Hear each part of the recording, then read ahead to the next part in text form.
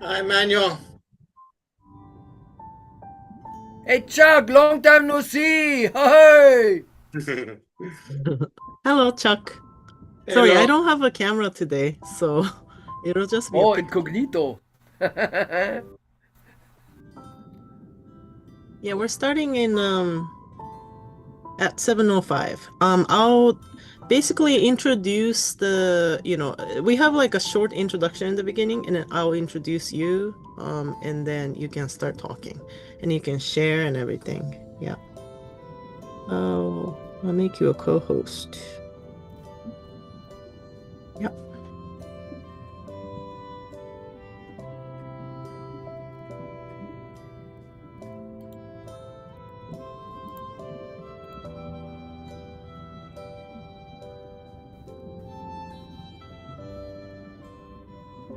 Manuel, when did you come from Germany to join Ocean Church? What year was that? Oh, that was in 80. I was joined. Was it summer? Were you there summer of 80? No, I came in was it end of 79 or in 80, for that engagement there. And at that time father said Europeans and Americans stay.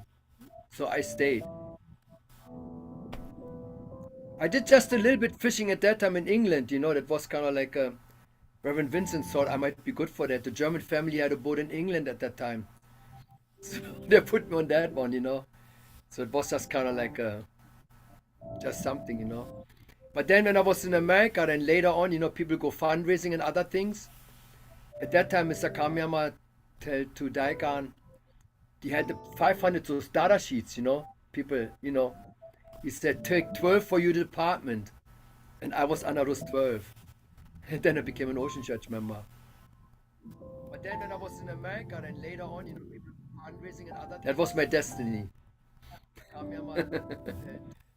And in 89 also, we had to go, the blessing, there was some prom, and then 89, re-blessing, and then when I came back to America for fundraising and stuff, to go back for the 3-year mission there, then Mr. Kamema said, oh, the boats are ready in Alabama. The captain's in Korea. So then he arranged a meeting with father. I think Ken Smith was there and some other, Frank Sokol, and then in East Gun, and father said, okay, basically switch my mission. Okay, you stay with the boats there. Could not get enough of it. You have to come see it. It's a must see. You must see. So, but anyway, after a while it becomes a passion. So if I don't see water in 2-3 days, I feel like something's going on here.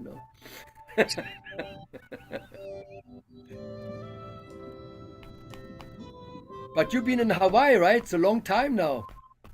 Since 91. 91. Wow. Plenty of fish, eh? You look good, I can tell. Fish diet, eh? Every day.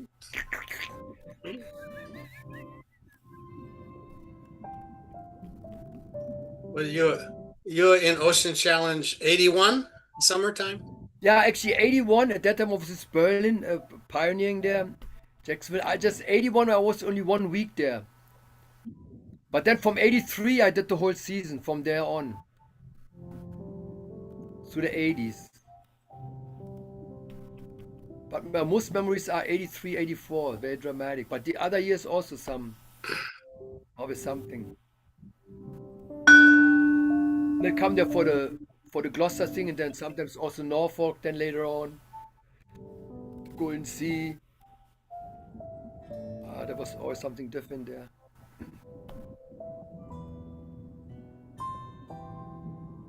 Hi, see me. Hi, Uncle Chuck. How are you? Where are you at? London, it's 11 p.m. Usually these calls are at midnight in England, but because I think East Coast had daylight savings last week and we have it next week, so instead of midnight, it's 11. So I thought it's good that I Good can. timing, yes.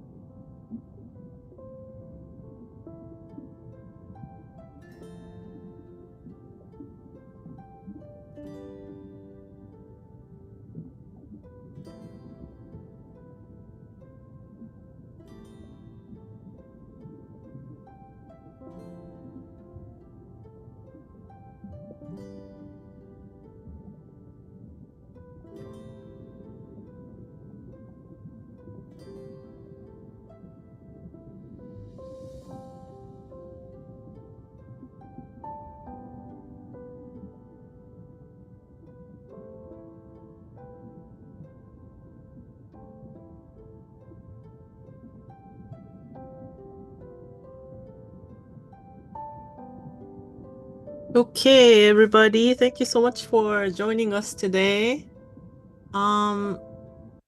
So I see a couple people on Facebook and YouTube, so thank you so much for those who are also joining us from there. So today, a little bit of announcement. Usually Chongye, my daughter, is like the main how do you say, MC for these things. But today, actually this whole week, she's been in Florida, so she's not here. So I'm just kind of like substituting. So yeah, so I'm going to introduce this you know, this is kind of a thing we do every month, once a month, and it's called Ocean Providence Connect. And although we do like online sessions every week, Ocean Providence Connect is like a special one that we like try to do every month, once a month, and we usually invite like somebody who's been engaging in Ocean Providence somewhere in the world. So we've had different places like Alaska or Nigeria, um, and and and Uruguay, Paraguay, those kind of places. So we've had different guests talk about it. New Zealand. So today, we invited Mr. Chuck Frumin, who's been working in Hawaii since the 90s, I heard. But before we kind of get into the main program, we decided to do a short intro for these videos to the Ocean Providence, especially because we kind of record these and then put it online, and this is also getting streamed so it's for anyone who's kind of like it's the first time they've been exposed to Ocean Providence, just in case. So I'm gonna whip through this because a couple people who's been here before for one of these programs, they've seen this before. So it's just a quick intro to Ocean Providence. And the subtitle is The Key to World Peace and Unification. So the first thing we usually ask to when we do like youth programs or Ocean Providence education, we say, do you know how much time true parents actually spent on Ocean Providence? Then, we talk to like second gens, right? Or third gens. So they'd be like, question mark. We didn't know that, did they go fishing? So we show them like these pictures, right? Over the years, in many parts of the world, they've fished and done ocean related businesses and projects and events and workshops all across the world over many years. So we show these pictures, going through these, and I know many of the first gens, they all know firsthand. Many who were involved in Ocean Providence were actually there maybe in some of these places. And this is in Boston, Gloucester, the famous Ocean Challenge programs back in the day, when they were catching giant bluefin tunas. And actually, True Father, Reverend Moon, he's devised this actual method of catching tunas. And also he's famous for designing, helping to design these boats called Good Go.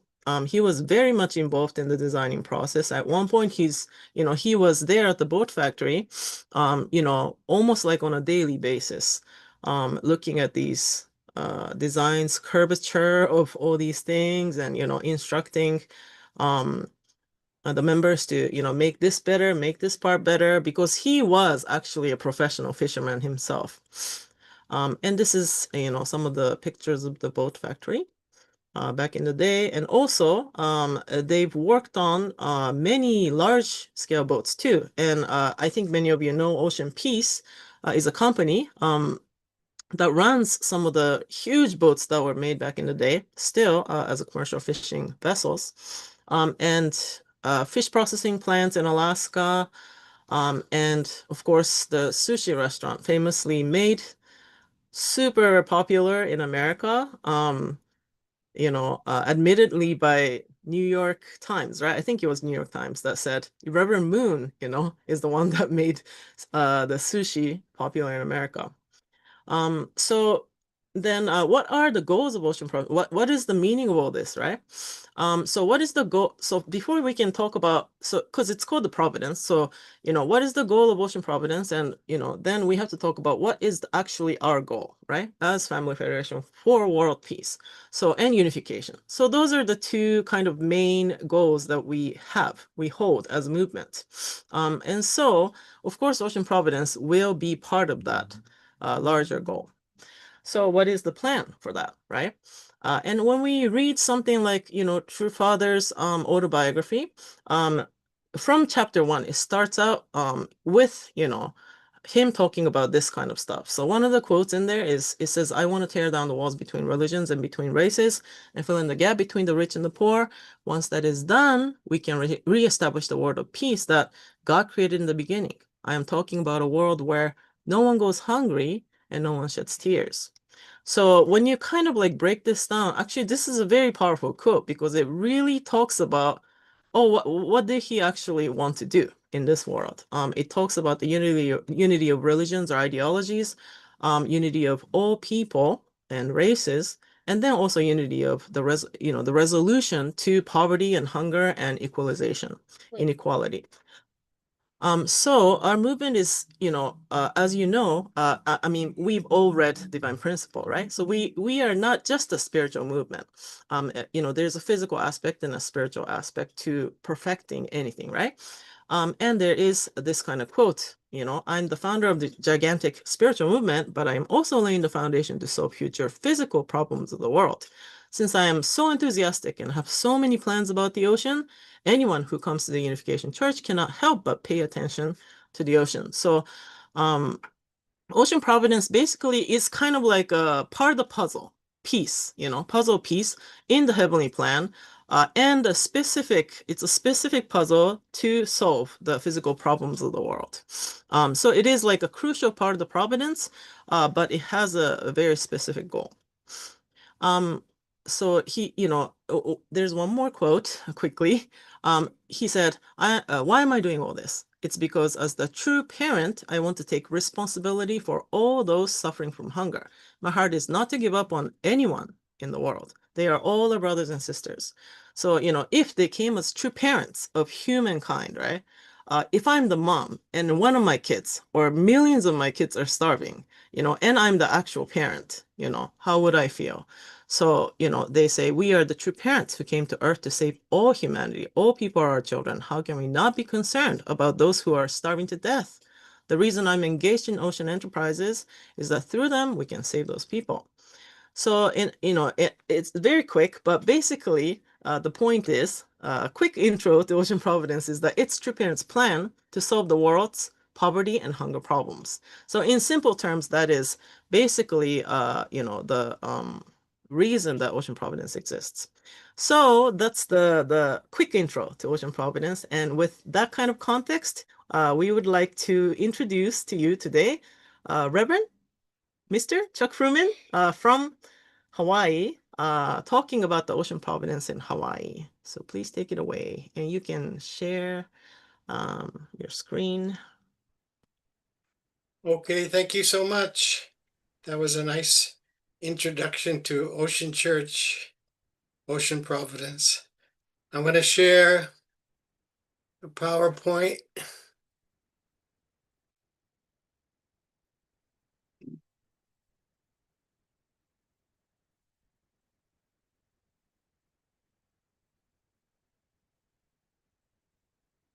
Hold on.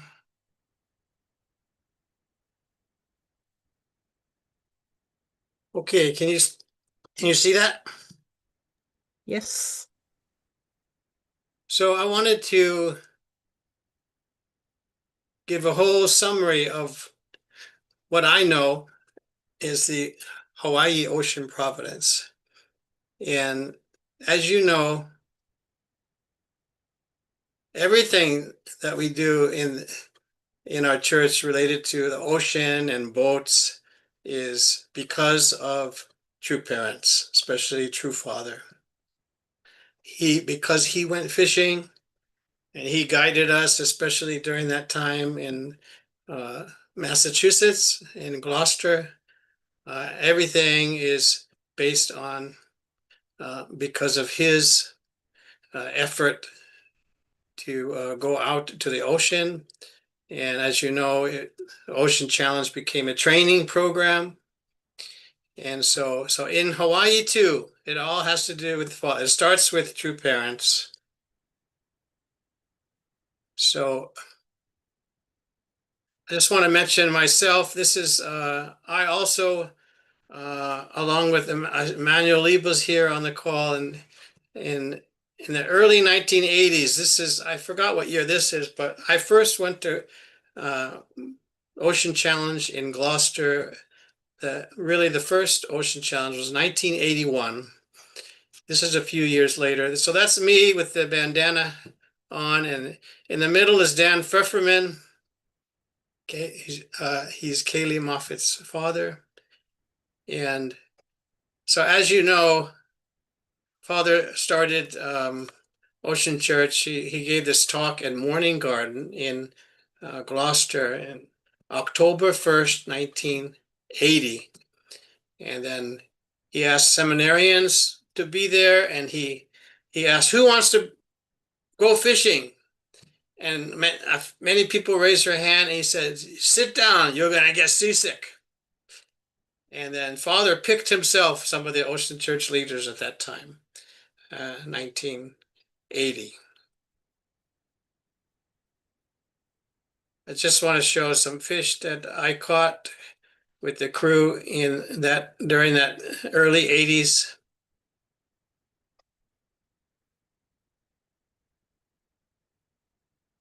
That was when they had the buy boat on the ocean. You could take your fish to the boat and they will take it, and they would buy the fish from you. Hawaii. The word itself is interesting. Hawaii. Three parts of the word Hawaii. Ha means the breath of life. It's just like it sounds. Ha, ha. Y means water of life in Hawaiian. Hawaii. E means divine. So really the word Hawaii is like the divine water of life along with the divine breath of life. Everything in Hawaii, as you can realize, is related to the ocean. So Hawaii is definitely a big ocean culture. This is for Hawaiians, he's like a legend. His name was Duke Hanamoko. He was also a very good swimmer. He won a gold medal for swimming I think in 1920s, around there in the Olympics. And he's famous for surfing. He's called the father of surfing. There's a picture of him in the water. As you know, Hawaii is the center of one of the surfing capital of the world. That's me before the church. I was a surfer, and of course, that's not at the beach, it's in the backyard, but I used to go surfing. I love the ocean, the beach, but I never had any experience on boats or fishing. But the ocean I love. Even in 1969, I went to Hawaii for a summer with my friends to go surfing. The Pacific Ocean is the largest ocean in the world. In the center of the Pacific Ocean, right there, is Hawaii. It's the center of the Pacific Rim. We know in this age, the Pacific Rim is very important. Korea is in the Pacific Rim, Japan, United States, Alaska, many island nations. So Father, as you know, emphasized we living in the Pacific Rim age, especially the age of the chosen land of Korea. And so Hawaii is right in the center of the ocean. Sometimes we feel isolated here, but we're actually in the center of the ocean. And it's almost 2,000 miles to get to California, 2,000 miles to get to Japan or Korea. So it's isolated. Hawaii is isolated. These are the major islands. The Hawaii group of islands actually goes for a very long way up towards Alaska. But the big island where Kona is, this is where true parents usually came to go fishing and created a foundation here in Hawaii, is on the big island. It's the biggest island there. This island is called Hawaii. Oahu is the center of the capital of Hawaii. So the population there's like 1 million people. The population on the island of Hawaii is like 200,000. So there's a lot of space on this island. You could put all the other islands together and it was still not as big as the big island. So the big island is a unique place. True Father visited here in the late 80s, and he was fascinated by this island. It's Hawaii, but in the winter there's snow on the mountain. It's a 13,000-foot mountain there, Mauna Kea, and you could go swimming in the tropical ocean at the same time looking over at the snow on the mountains. I think right now there may be some snow up there, but it doesn't last long. It melts away. But Father was fascinated. There's two large mountains on this island. And if you're going to talk about Hawaii, we should talk about the volcano. It's a live volcano on this island. Recently, it's been exploding. It's not the kind of volcano where it's dangerous. The lava flows in a very slow way, and you could even go to the Volcanoes National Park and watch the lava if it's flowing at that time. So you can see the Hawaiian Islands up there. The Hawaii Island on the right it's called the hotspot, the Hawaiian hotspot. In other words, the lava flows right under the big island. But in years past, the Pacific plate has been moving in a northwest direction. So where Oahu is, for instance, or Maui, that used to be under the Hawaiian hotspot, but the land has moved. The islands have moved, but the hotspot stays in one spot. So right now, on the eastern part of the Big Island is a volcano. I think this is a recent photo. Maybe seen something in the newspapers. You can go there and watch the lava like that. It's not always going. It goes like recently, only every 1.5 months. It goes for like this for 1 or 2 days.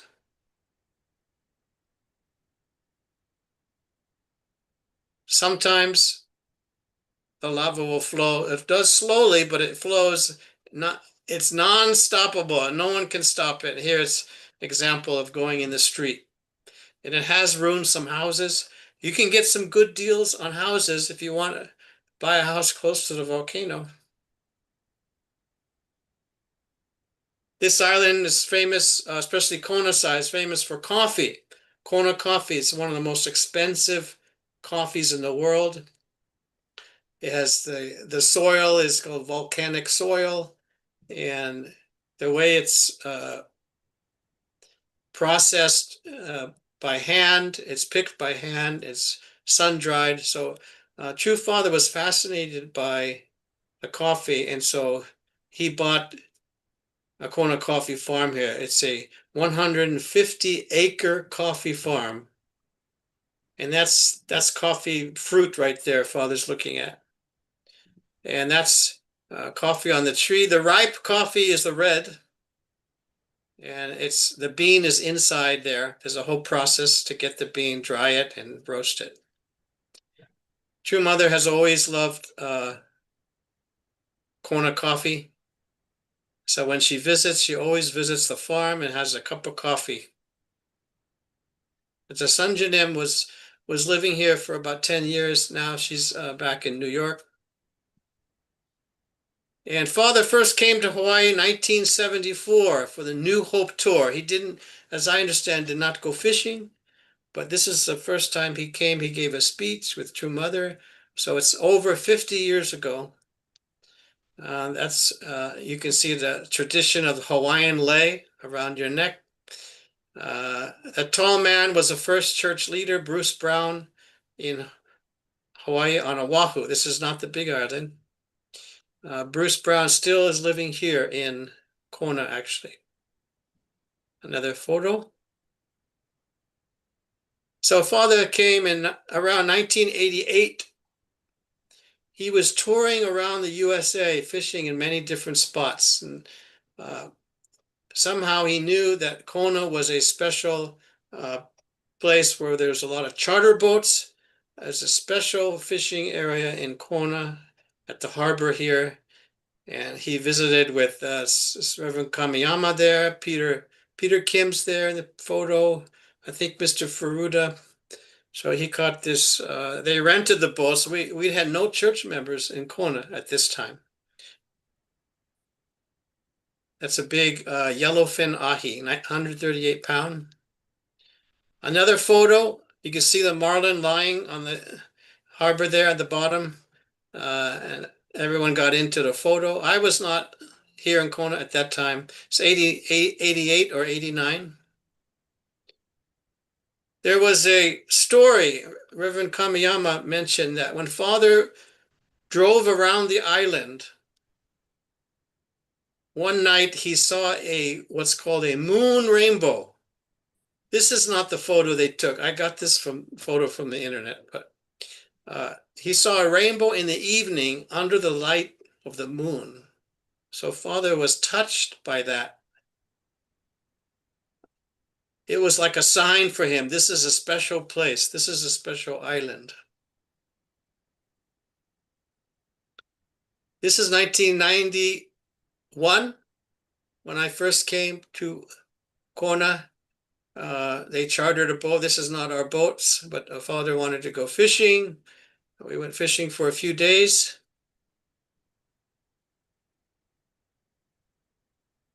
Most of the famous fishing in Kona is done on the charter boats where they have a fighting chair.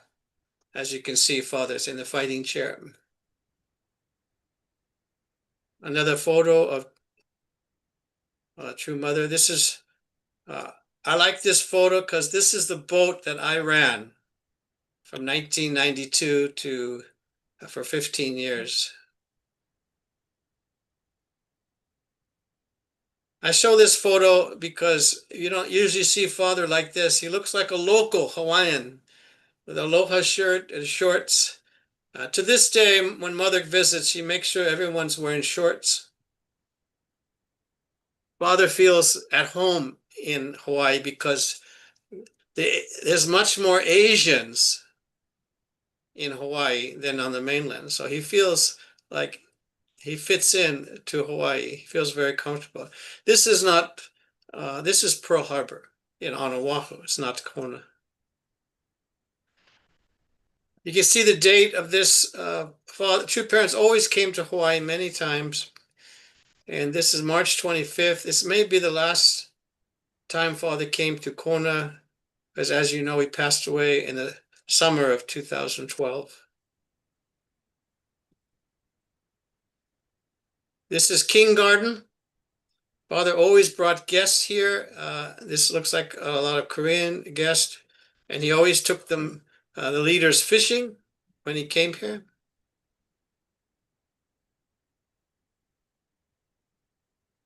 You can see how happy they feel here, and the beautiful weather, beautiful comfort in Hawaii. They love Hawaii. True Mother to this day. If she wasn't in detention center, she'd definitely be here visiting. This is a banyan tree. Father liked to sit under this tree. It's near the ocean.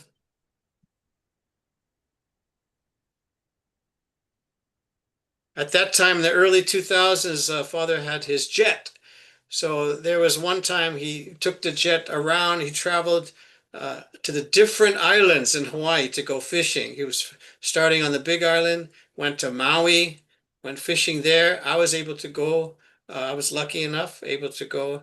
And then he'd fly to Kauai, the northern island, and go fishing on there, and fly to Oahu after that.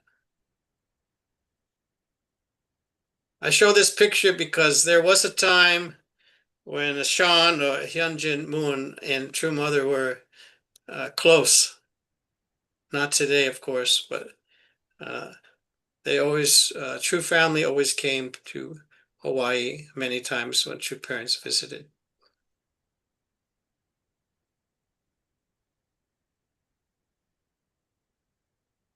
We can see how happy they were there on the lanai overlooking the ocean. I can't see the ocean from this viewpoint, but. And True Mother later started to have the Aloha workshop for young people here in Kona, starting 2014.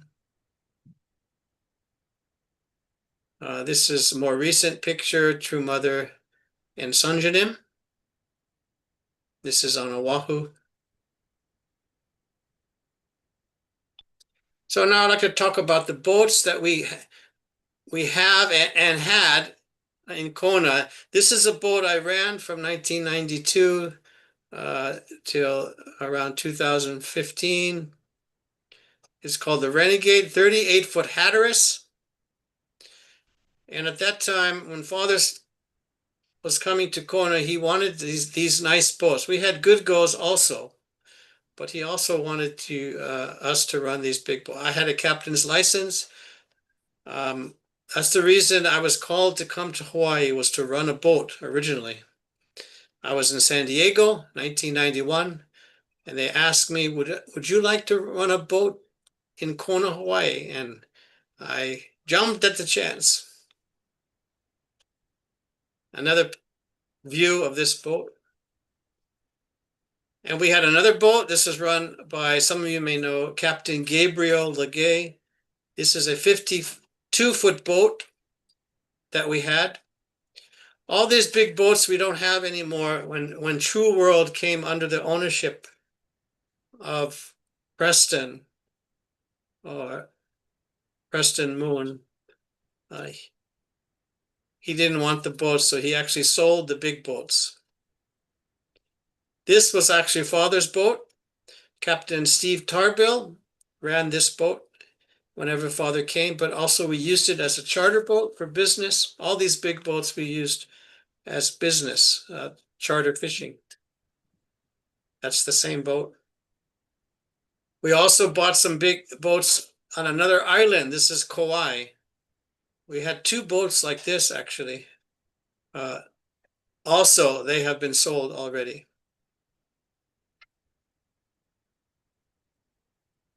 I wanted to talk a little bit about fishing. This is what's called a small fish in Hawaii called opelo. It's like a mackerel family. And this is one technique. If you can see in the right-hand part of the picture, there's a hook. So we'll catch, some fishermen will catch this bait in early morning and then set a hook, attach a hook to it, and send it back out as live bait. Very effective way to catch some big ahi. Ahi is tuna.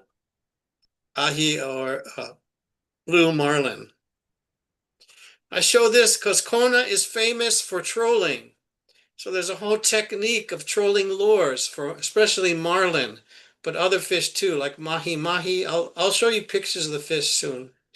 But this is the spread of the lures behind the boat, using outriggers or straight from the boat. And basically these would be at the surface. And the boat would be trolling about 8 nautical miles an hour. So it looks like a fish kind of dashing through the water. So especially a blue marlin will get excited when they see a lure in the water and grab it.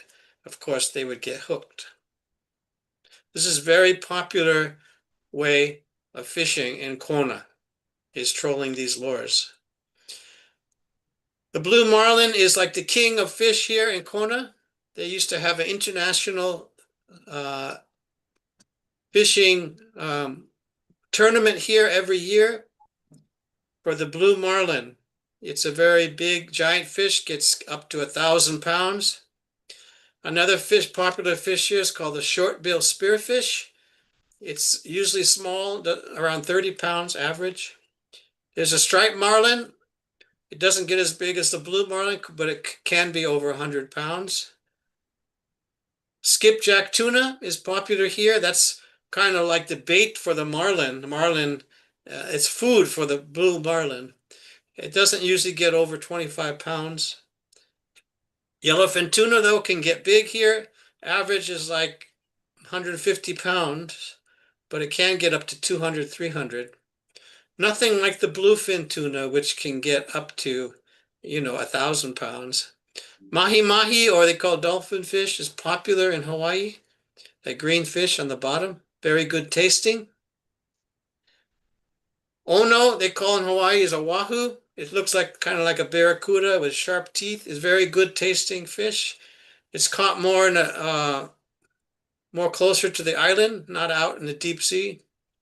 And then we do have bottom fish, a pink snapper, Hawaiian name opakapaka. And then the long-tail red snapper is called onaga here. Very expensive, good tasting bottom fish. This is what you see when you're fishing in Kona, usually.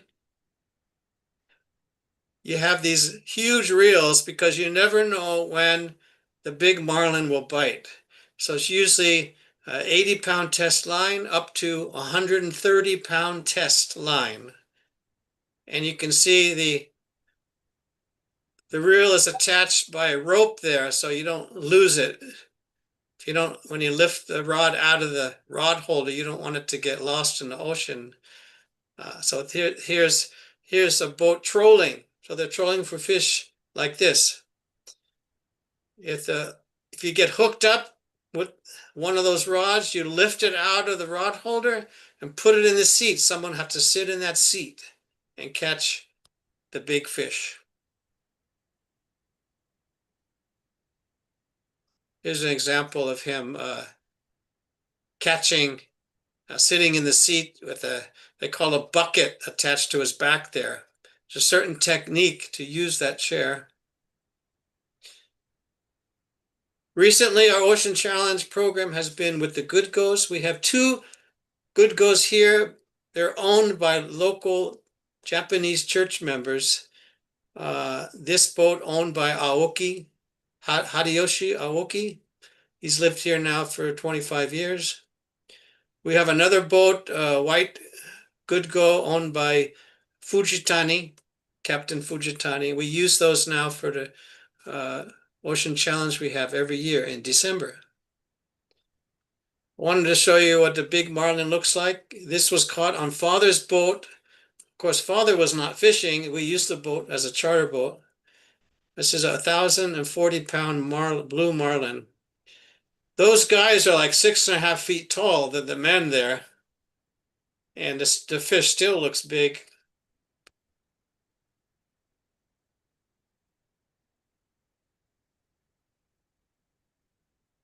Part of the Ocean Challenge program, a bottom fish.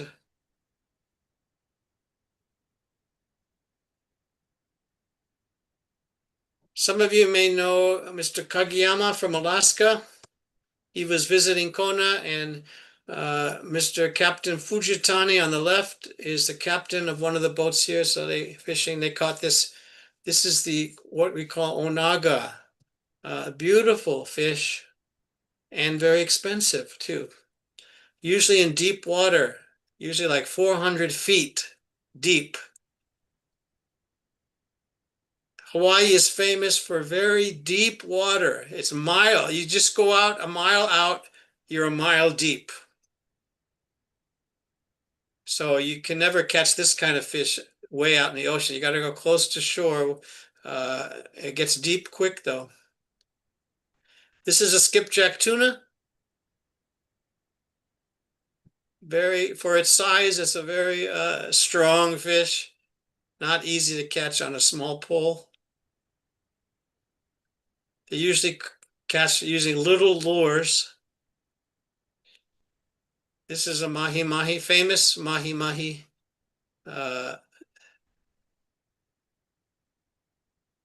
They're famous for jumping. If you get hooked on it, it'll jump out of the water like a blue marlin. I think this is the first ocean challenge we had. It's about 4 years ago.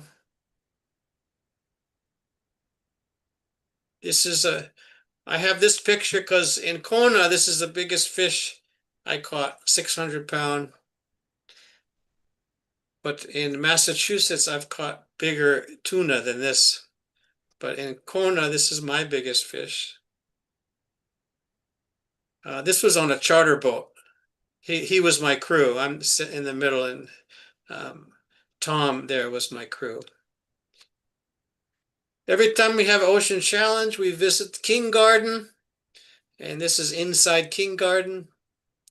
We have this property called King Garden and Queen Garden here in Kona, where true parents used to stay when they visit. This looks like a fake fish, but no, it's a real fish. It's an amberjack. It's actually, a lot of people don't eat this. This fish happens to have like different, the meat's not that good actually to eat, but it's a beautiful fish. This is a lua, another kind of bottom fish. Everything's big here. That's why I used to say it's a big island.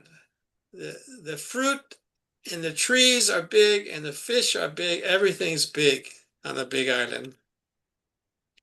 This is last year. This is before we had a dinner with the Kona Church, the Ocean Challenge. We got together.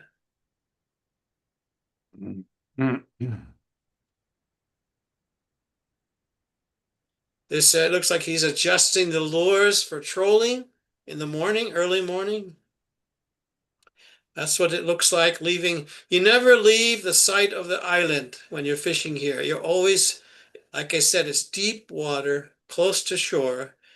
You never have to travel very far for fish. You're in the middle of the Pacific Ocean already. During the Ocean Challenge, we usually go to the mountain, Mauna Kea, for stargazing. Some years, last year it was not very good. The moon was out.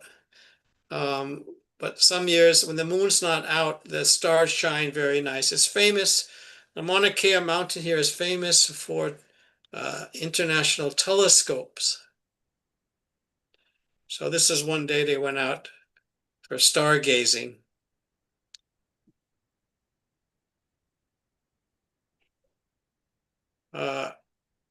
He has a marlin on, I happen to know.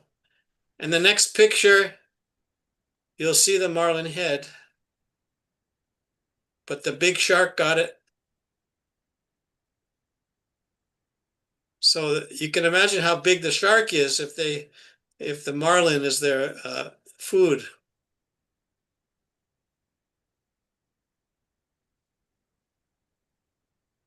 This is just last December. This is a yellowfin tuna, very good tasting.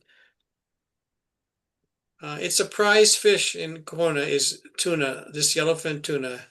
The fishermen get good money for this, and also it's very popular as either sashimi or poke. As you know, poke is the name for Hawaiian style raw fish. Father asked many Japanese missionaries to come to Hawaii since the year 2000 until maybe 3 or 4 years ago. We always had Japanese missionaries in Hawaii, on each island actually.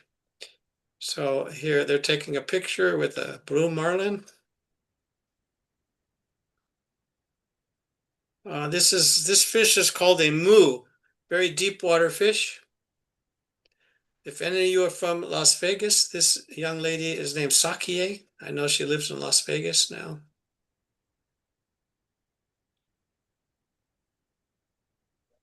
When one time we caught a marlin on the boat, there was a photographer near the boat. He got a picture of the marlin while we were catching it. This is what it's like when you catch a big marlin. It jumps out of the water. It's very exciting to catch one of those. This is, I wasn't on the boat, but it was the boat that I ran, the Renegade. Another captain was taking it out, and they caught a 1,200-pound marlin. Not everyone who fishes in Kona catches a marlin over 1,000 pounds. You're in the club. They call it a grander. You're in the grander club if you catch a marlin over 1,000 pounds. Some of you may know him. Lucas Bursey lives in Alaska. Him and his wife and children sometimes visit in Kona, and he went out fishing, and this is that onaga, that beautiful bottom fish, onaga. This is the amberjack I mentioned earlier. This is last December. This is a 80 or 90-pound yellowfin tuna they caught. This year we had a friend, actually a church member's son. He's not really, the son is not really a church member, but he has a boat. He's been fishing in Hawaii all his life. So he was part of the Ocean Challenge program, and he caught the most fish. And this is his boat. This is also our Ocean Challenge members caught this. You notice the blue color looks like someone painted it, but no, it's natural blue. Sometimes when the marlin is excited in the water, you'll see this blue color come out of the fish. The reason it's dead, of course, now, but it's very fresh, because of that blue. The blue will die out later, but it's an amazing kind of color on the fish there. So that one boat caught these 3 fish in one day. Other Ocean Challenge members wanted to get in the picture, so not all of them were on the boat that day. So 2 marlin and 1 ahi.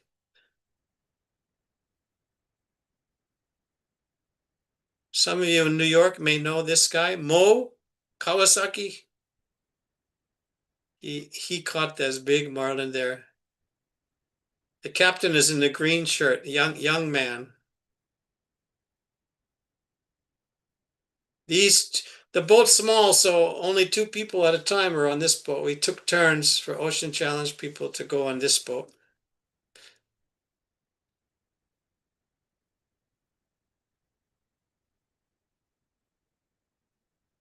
It's a lifetime experience to catch a fish like that. This is the skipjack tuna. In Hawaii, they have a Hawaiian name, aku.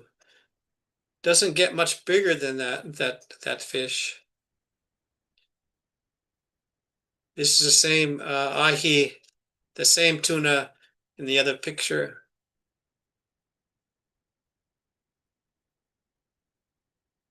The top fish is a short-nosed spearfish, popular in the winter in Hawaii. The bottom fish, mahi-mahi.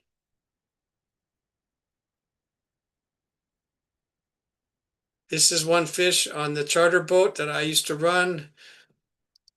You can see the date 2004 in the summer. 143-pound tuna ahi.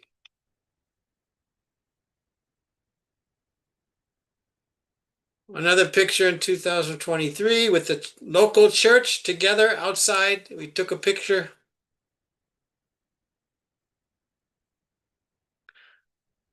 This is father-son team. It came from Las Vegas, Mr. Fujita, if you know him, and his son. Beautiful orange colored fish. This is Captain Fujitani, who owns one of the good goes here. That's his daughter. His daughter comes on the boat as a crew.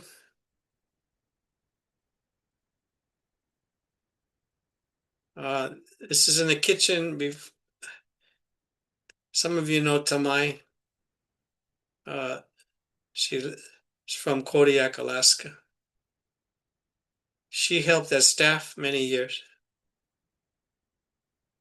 This is one year they caught a blue marlin on a charter boat that we paid money for them to take out the Ocean Challenge. And so there's the crew member holding the fish with the line. And that young lady in the back is from East Coast. She's the one who caught the fish.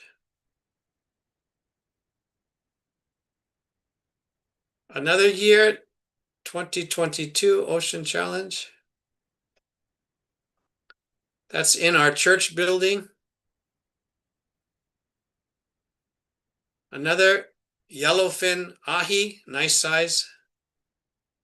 The person on the left is Hideyoshi Aoki. He owns the other boat in Kona.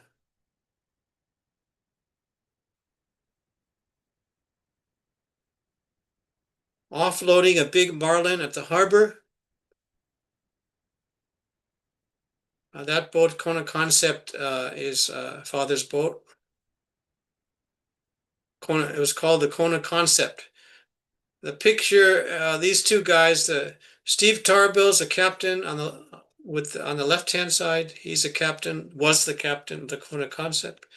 Gabriel Legay was the crew. He's also a captain here in Kona. He's still living in Kona here. Another one of those onaga, beautiful colored fish. Another mahi-mahi.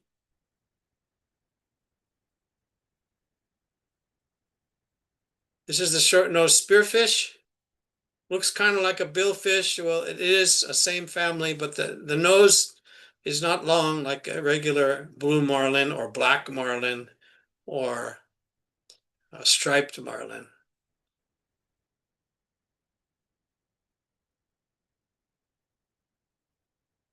(2022) or 21, I forgot. This is when Reverend Takami lived in Hawaii. You can see him on the left. Some of you may know her, Ina from Arizona.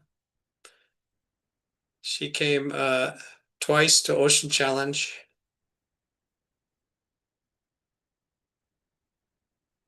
That's the end of the slideshow. I know maybe you wanted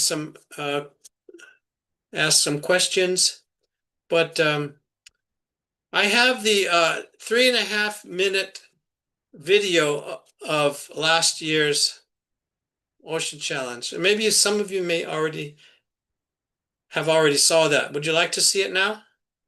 Should I show that? Sure.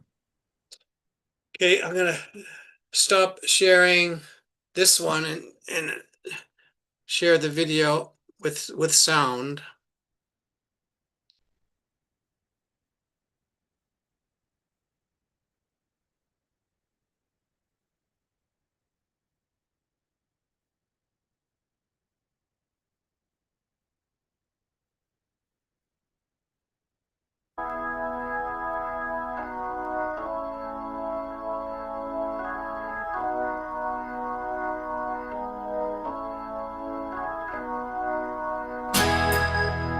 That's the small boat that was in the Ocean Challenge, the one before this.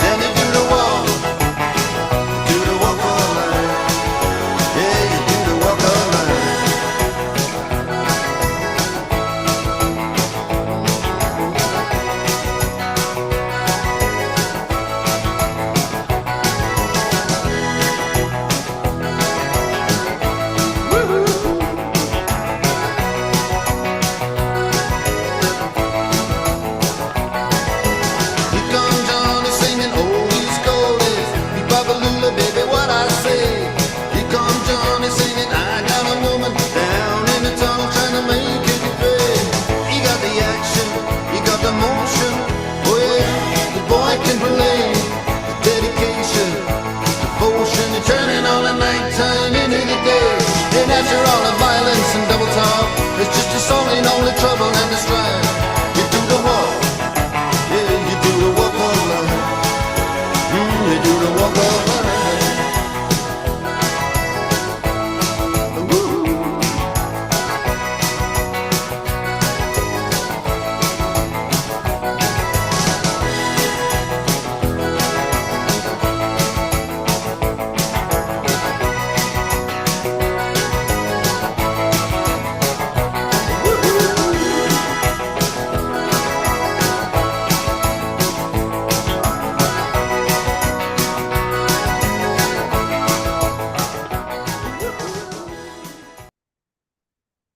Thank you so much. Any questions or anything? Yeah, people can type in the chat if you're on the live stream or on Zoom, or you can unmute yourself if you're on Zoom if you have any questions. Go ahead. Yeah, Chuck, thanks for sharing. That was very insightful. Especially mention like the start and then how things develop and stuff. But very very nice layout. Yeah, you can beat the weather there, but Hawaii sometimes also can get rough, right? Well, Kona, we have these big mountains in Kona. So Kona is the lee side of the island. So it doesn't get rough very often at all. Ooh. And the other side of the island is a different story. Also, in between the islands, which you don't usually travel, but that's very rough in between the islands. But the Kona side is facing the west. It's calm water. That's why it's famous for sports fishing. Is tourists don't get sick because the water is very calm, usually. Plus also a lot of fish hanging out, right? If the water is less turbulent. More habitat probably too, right? Well, yeah, the fish have their places where their scientists have done studies. The marlin especially travel long distances, and then there's tuna, schools of tuna in certain areas. They have commercial boats on Oahu who fish for tuna. So there's a lot of fish always. Great, thanks. Very insightful. Yeah, everything looks so colorful and epic there. Like the size of the fish and the variation of the fish. Mhm. It's very, yeah, it's very different from where we are, Hudson River. We did have a flood recently. We had a storm recently last week. We had a lot of rain Mm. and not the usual storm like that. And so a lot of the mud from the land washed out to the ocean. And so there was certain parts of Hawaii, they got like a brown gray color to the water for a while. Then it goes away. Mhm. But Okay, I that's, have a go ahead. question. Yeah. It's multiple question, but it's only one. Which is a best month to go fishing in Hawaii? Uh, how much is cost a boat for charter, and how many people can fit on the boat? So this just one question. The best time of the year usually is summer, but it's definitely year round. Like our Ocean Challenge program is in December. We had a very good year for fishing. So it's year round, but most of the tournaments are in the summer, and there seems to be more blue marlin in the summer. Can you be specific in a month? Pardon? Months. And which month? Oh, any June, July, August. Usually good fishing. But as I said, other parts of the year is okay also. In August, it gets kind of hot, muggy. August and December, the weather, some people are not used to that kind of weather, but in the winter is beautiful weather. What does it cost? The regular charter boat, I'm talking about a nice charter boat, will be $1,000 to $1,200 a day for an 8-hour trip. You could go a half day and maybe $600 or $700. For our good go, they won't charge that much. If you're a family member and you want to come fishing, you might go out for 6 hours for $400. What was your other part of the question? How many people can fit? Because I was asking for the boat, but you said the price, the rate is for person, people, right? The Every rate is per boat. So okay. 6 people can go on like say a boat charges $1,000 for 8-hour trip. 6 people can go, and that's the whole price. So if you divide it, but if you do have 6 people, that would be $200 each, right? But our boats, they only charge the whole boat, 6 people also, for 6 hours, maybe $400. That's our 400 church. per one person or for the boat. They don't He said, charge by person. It's the yeah, same it's for the price. whole boat. Yeah. If it's one person, they have to pay the whole price by themselves. Okay. Now we're talking. I've had, when I was doing charter, I had people come out by themselves. They had to pay the full price of the boat. They still, the boat uses the same amount of fuel for one person. You still need to hire a crew for one person. So it's from 1 to 6 people is for that Yeah. I have a group of friends, like always. I'm from Uruguay, very far away from Atlantic South. Like, and I have a nice group of fishermen, and always looking forward to see Hawaii. I never imagined like with $400, we can go fishing like 6 people. It's crazy. It's very cheap. That's because it's our boats. I'm talking about church member, that price. Okay. Yeah, the other boats will charge more because they're into the business and but That's good. Thank you. yeah, yeah. I see some questions in the chat. Thank you so much. I've learned much about Hawaii. I love this. I will always remember. Thank you, Sharon. Do you know the charter captain Morioka, who is yeah, yes, I know Morioka. It's true. He's on Oahu. He has his own charter boat business there. He's doing he focuses on jigging. I haven't seen him in a long time. He was here on the Big Island, and so I saw his website. I haven't seen him recently, but yeah, he's there. I think he's doing okay. We have another captain here I mentioned, Fujitani, who does the same thing. He takes out Japanese members on his Good Go boat, same as Morioka. Yeah, I made a question. His boat is a lot of trouble right now. Oh, it is. Yeah, he's little struggle with his boat. Okay. So yeah, just Well, let boats you know. are expensive if they break down, right? Yeah, that's right. Yeah. Okay. Yeah, that's all. Yeah. Thank you. Thank you. Thank you so much.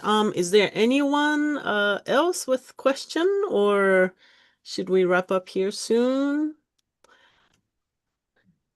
Last chance. It's okay. Thank you everybody for coming today. Also the ones on YouTube and Facebook. So then to wrap it up, can I ask, I guess Captain Chuck to do a short prayer? Is that okay? Okay, Sure. great. Sure.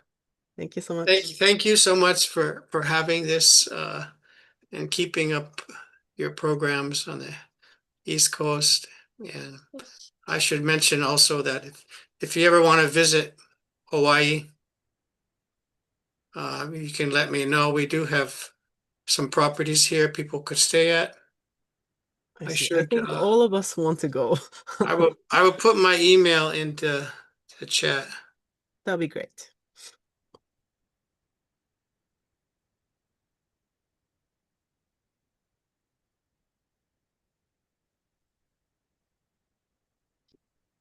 Okay, let's pray. Dearest Heavenly Parents, Father, we know that this world is mostly ocean. We call this globe the Earth, but it's really ocean, mostly blue color. And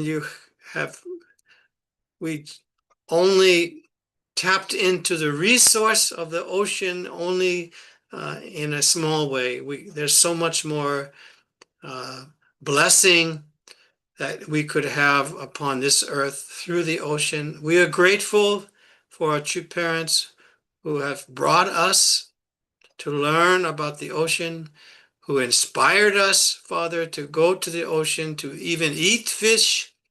And we pray we could further your providence through the ocean. We know there are many young members, second gen, third gen, Father, who have not been to the ocean. So we pray we could spread, Father, the beautiful